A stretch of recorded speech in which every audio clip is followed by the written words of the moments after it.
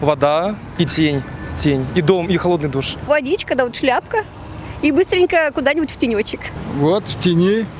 Тенечка, конечно. Воды много пью. Душ принимаем часто. Вода спасает нас. Квас пью. Я раньше в кинокос ходил, это для нас нам норма. Ну, не привычка, а закалка. Под кондиционером.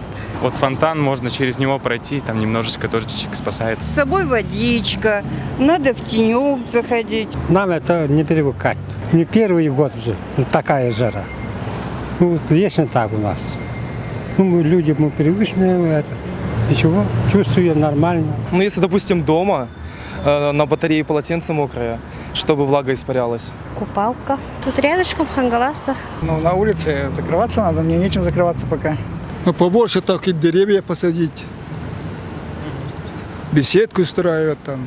Не надо в такое время выходить на улицу. Надо или утром, или вечером, когда попрохладнее.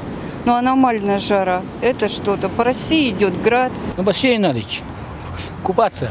На речку идти. На протоке. Нормально питаться и пить не холодный, а именно горячий чай.